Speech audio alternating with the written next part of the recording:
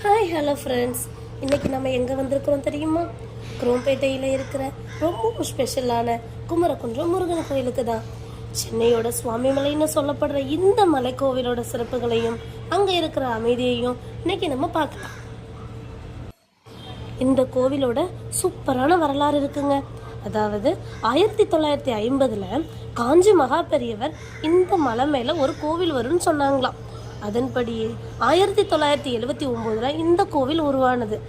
இந்த நிலத்தை தோண்டும் போது ஒரு வேல் கிடைச்சதாங்க. அது இப்போவும் அந்த கோவிலில் பிரதிஷ்டை செய்யப்பட்டு இருக்கிறாங்க. அடிவாரத்தில் இருக்கிற விநாயகரையும் இடும்பனையும் கும்பிட்டுட்டு இப்போ நம்ம மலை மேலே ஏறிட்டு இருக்கிறோம். இந்த கோவிலில் எவ்வளோ படி இருக்கும்னு நினைக்கிறீங்க? 80 100 படிகள் தாங்க இருக்கும். ஈஸியாக ஏறிடலாம்.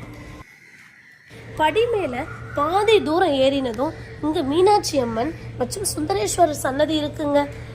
ஆனால் இங்கே ரொம்ப விசேஷம் என்ன தெரியுமா?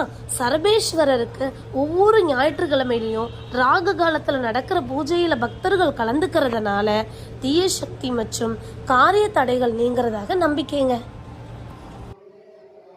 இப்போ நம்ம மலை உச்சிக்கு வந்துட்டோம். இங்கே இருக்கிற ஸ்ரீ சுவாமிநாத சுவாமி வடக்கு பார்த்து நின்ன கோலத்தில் அருள் பாலிக்கிறாங்க. ஒரு முக்கியமான விஷயம் கவனிச்சிங்களா? முருகனுக்கு வழக்கமா மயில் வாகனத்துல தான் இருப்பாங்க.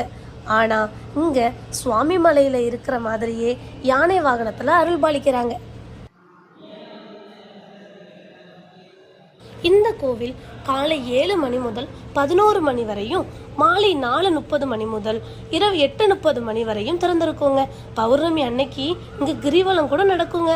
அதுல கலந்துக்கிறது ரொம்ப விசேஷம். இங்கே இருக்கிற அமைதியே தனியாக அழகுதாங்க. இந்த இடத்துல நின்று குரோம்பேட் ஏரியாவை பார்க்கும்போது வியூ ரொம்ப சூப்பராக இருக்குங்க. நீங்கள் இன்னும் இந்த கோயிலுக்கு வரலைன்னா கண்டிப்பாக ஒரு முறை வந்து பாருங்கள். மனசுக்கு அவ்வளோ நிம்மதியாக இருக்கும். இந்த வீடியோ உங்களுக்கு பிடிச்சிருந்தா லைக் பண்ணுங்கள், நம்ம சேனலுக்கு சப்ஸ்கிரைப் பண்ணுங்கள். அடுத்த வீடியோவில் பார்க்கலாம். பாய் பாய்.